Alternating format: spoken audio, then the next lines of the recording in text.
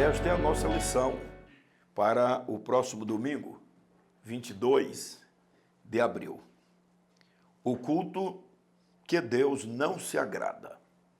Texto áureo. Vocês têm cansado o Senhor com as suas palavras.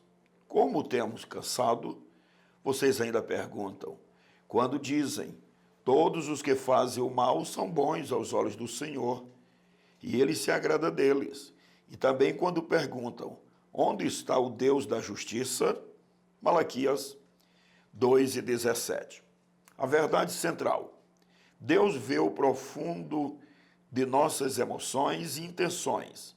É por isso que a profecia de Malaquias é profunda e tem uma mensagem tanto aos seus contemporâneos quanto para nós hoje. A leitura bíblica em classe está em Malaquias, capítulo 1, de 6 a 12. Vamos à leitura. O filho honra o seu pai, e o servo o seu senhor. Se eu sou pai, onde está a honra que me é devida? Se eu sou senhor, onde está o temor que me devem? Pergunta o Senhor dos Exércitos a vocês, sacerdotes. São vocês que me desprezam o meu nome. Mas vocês perguntam, de que maneira temos desprezado o teu nome? Trazendo comida impura ao meu altar. E mesmo assim ainda perguntam, de que maneira te desonramos? Ao dizerem que a mesa do Senhor é desprezível. Na hora de trazerem animais cegos para sacrificar, vocês não veem mal algum. Na hora de trazer animais aleijados e doentes como oferta, também não veem mal algum. Tentem oferecê-los de presente ao governador. Será que ele se agradará de vocês? Será que os atenderá? Pergunta o Senhor dos Exércitos. E agora, sacerdotes, tentem apaziguar a Deus para que tenha compaixão de nós. Será que com esse tipo de oferta ele os atenderá? Pergunta o Senhor dos Exércitos. Ah, se um de vocês fechasse as portas do templo, assim ao menos não acenderia o fogo do meu altar inutilmente. Não tenho prazer em vocês, diz o Senhor dos Exércitos, e não aceitarei as suas ofertas, pois do Oriente ao Ocidente, grande é o meu nome entre as nações. Em toda parte, incenso e ofertas puras são trazidas ao meu nome, porque grande é o meu nome entre as nações, diz o Senhor dos Exércitos. Mas vocês o profanam ao dizerem que a mesa do Senhor é imunda e que a sua comida é desprezível. Deus nos usa na medida da nossa capacidade, na medida do nosso preparo e da nossa dedicação. Logo, não perda tempo. Agora você pode adquirir a sua formação teológica sem sair de casa. Adquira o nosso curso básico em teologia e depois você pode partir para o médio e assim adquirir o grau mais alto da formatura em teologia.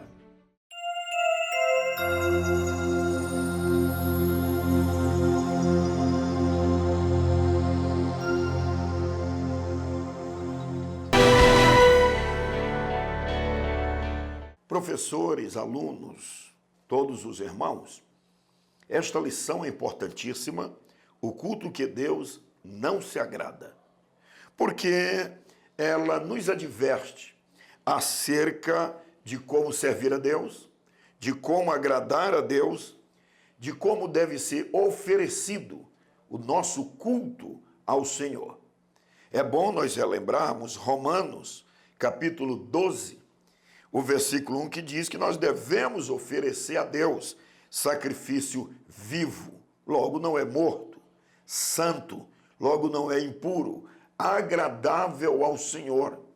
Quando não é agradável ao Senhor, é rejeitado pelo Senhor.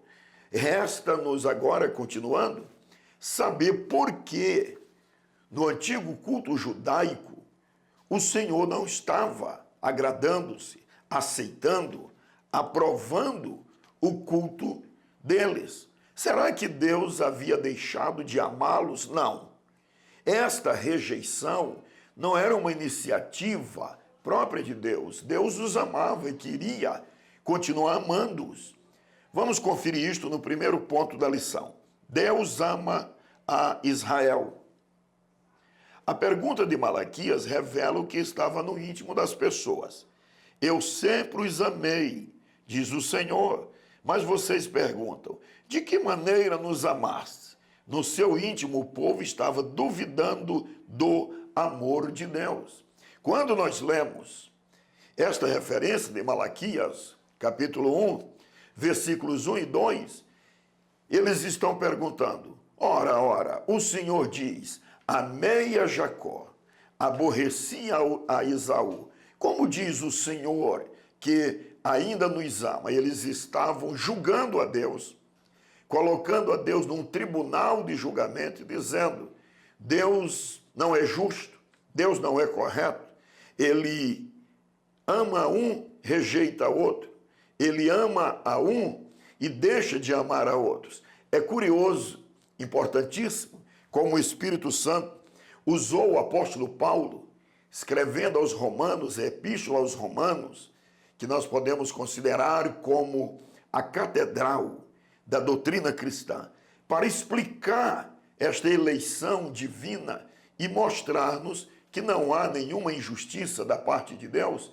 quando elege a Jacó. Eu quero que você me acompanhe nesta leitura. Romanos, capítulo 9. Vamos ler primeiramente os versículos 12 e 13. Como lhe foi dito, o mais velho servirá ao mais novo. Como está escrito, amei a Jacó, mas rejeitei a Esaú. Era exatamente aqui que aqueles antigos judeus estavam discordando de Deus e achando que Deus estava sendo injusto. Mas quando nós lemos aqui o versículo 11, nós vamos entender este ato de Deus. Contudo, antes mesmo que os gêmeos nascessem ou realizassem qualquer obra boa ou má, para que o plano de Deus, segundo a eleição, permanecesse inalterado, não por causa das obras, mas sim por aquele que chama. O apóstolo está explicando o seguinte, os gêmeos, Jacó e Esaú, ainda não eram nascidos. Nenhum dos dois haviam feito nenhuma obra boa, nenhuma obra ruim, nem boa, para serem agradáveis a Deus, aprovados por Deus, ter a bênção de Deus, nem ruim para ter a rejeição de Deus. É uma questão de soberania de Deus, de eleição de Deus. Logo, Deus não foi injusto, haja vista que ele faz esta eleição com base no seu ato, na sua soberania, sem que os gêmeos houvesse ainda nascido. Agora que nós entendemos isto, nós estamos conferindo na lição. Deus ama a Israel. Deus não foi arbitrário em sua escolha por Jacó. É assim que acontece a eleição de Deus, é sempre um ato da graça de Deus. Olá, irmãos e amigos. Eu quero lhe dizer que eu posso lhe abençoar diariamente, semanalmente. Posso lhe abençoar com as ministrações da palavra de Deus, respondendo às suas perguntas e posso interceder por você. Então, se você quiser o acompanhamento, as intercessões do pastor Gilmar Santos, inscreva-se no nosso YouTube. Aí está o nosso canal oficial. E você, inscrevendo-se, você vai receber, no mínimo, semanalmente, uma mensagem do pastor Gilmar, uma intercessão, um abraço ungido. Tá bom? Deus lhe abençoe. Não perda tempo. Inscreva-se. Nós já entendemos porque Deus estava rejeitando aquele culto judaico. Guardemos bem para que nós também não sejamos reprovados pelo Senhor. Não estejamos servindo a Deus erradamente egoisticamente, rotineiramente, sem o compromisso com Deus, sem obediência à sua palavra, ou querendo criar individualmente, pessoalmente, uma maneira de servirmos a Deus como nós acharmos melhor ou conveniente para cada um de nós. O segundo ponto da lição diz: sacerdócio privilegiado, mas desleal. O erro do povo de Israel em cultuar a Deus errado, desprezando ao Senhor e trazendo ofertas ou oferendas erradas ao altar do Senhor, este erro atribui-se à liderança, ao sacerdócio, porque eles estavam sendo passivos. Eles sabiam como era que o povo deveria ser ensinado, instruído. Por isto que eu sempre digo que toda crise é uma crise de liderança. O ministério, o pastor, os pastores, os líderes do rebanho do Senhor são levantados pelo Senhor para ensinar, esclarecer a vontade de Deus ao povo com a palavra. A membresia tem que ouvir a palavra, querendo ou não. Temos que ocupar o púlpito com a palavra de Deus, explicando escritura com escritura. Porque se o povo, conhecendo a palavra, não obedece, aí não é culpa da liderança, do pastoreio. Mas se há uma liderança que também não vive, não ensina, são relaxados, são descomprometidos com a palavra, qual será o caminho do povo? Por isto que a Bíblia diz: o meu povo perece por falta de conhecimento. Aí, aonde não há conhecimento bíblico, há ignorância. E o diabo age em cima das nossas ignorâncias, da nossa falta de conhecimento, da vontade de Deus. Percebamos, sacerdócio privilegiado, mas desleal. Eles estavam sendo desleais com Deus e com o povo.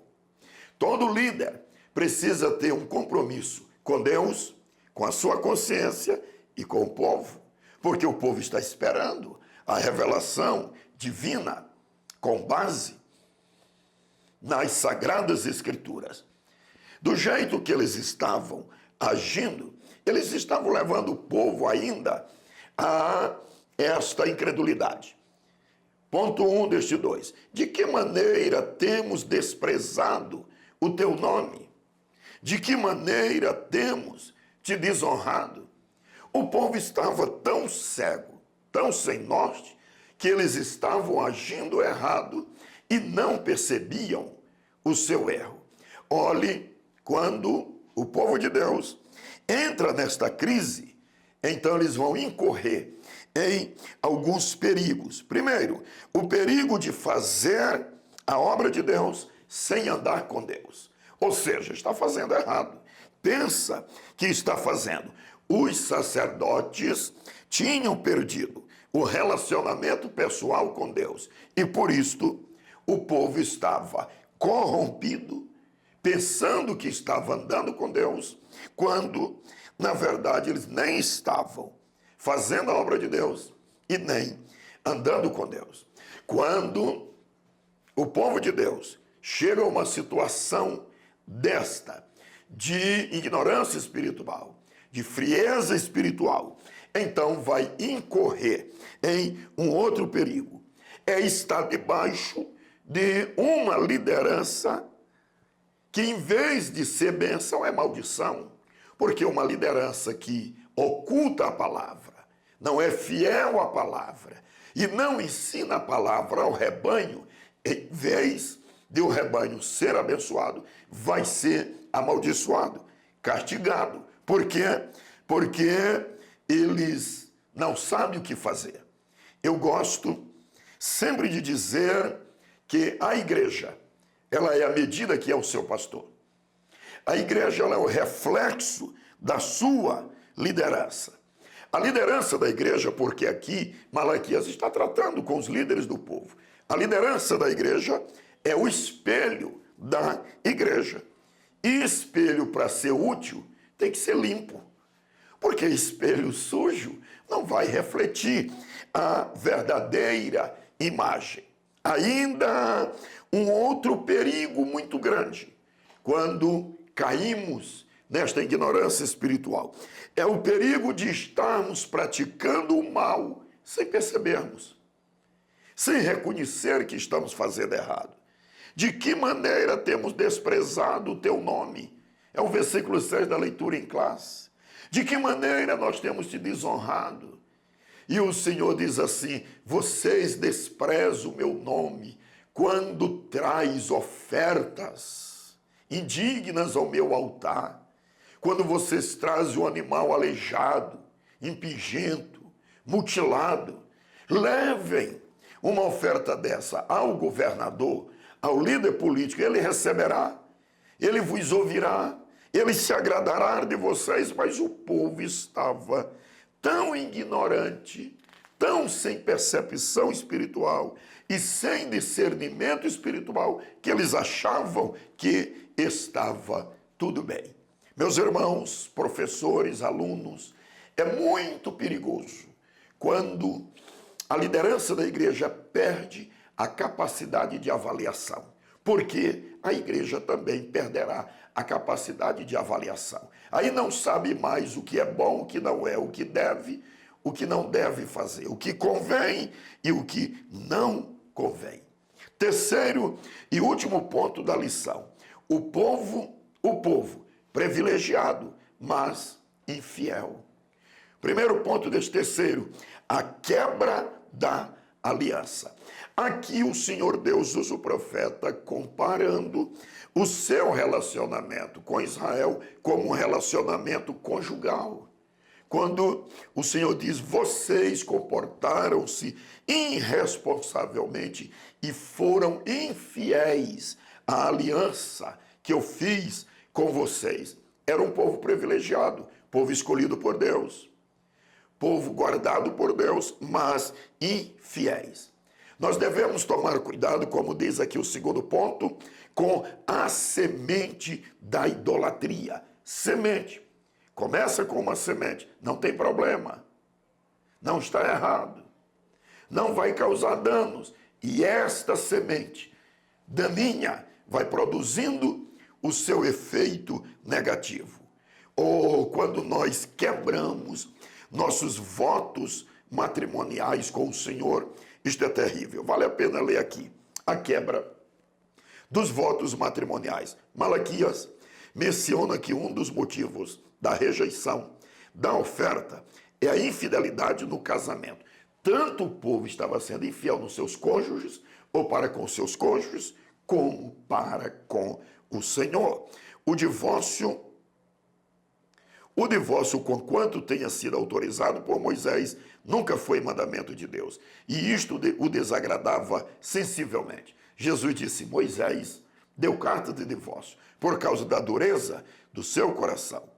Deus queria ver lealdade no casamento para que a vida espiritual fosse da mesma qualidade. O casamento é o símbolo de Deus para demonstrar sua relação com o seu povo, pois a família é uma instituição divina e a mais antiga do ser humano.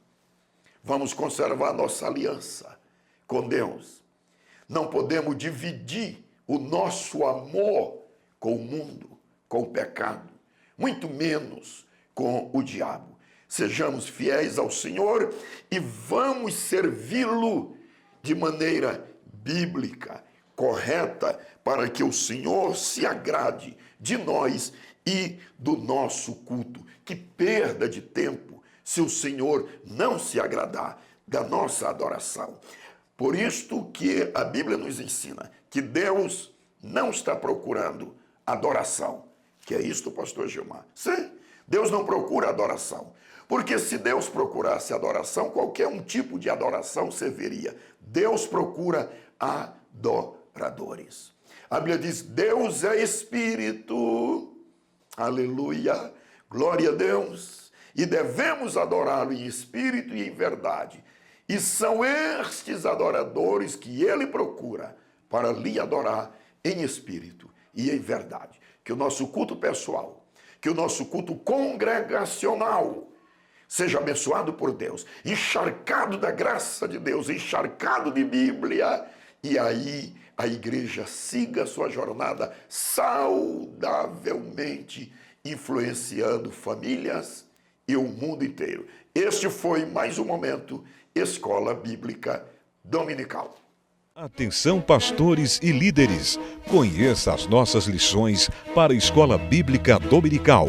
Você pode estudar em qualquer época do ano, sozinho, em grupo, na sua comunidade ou na sua igreja.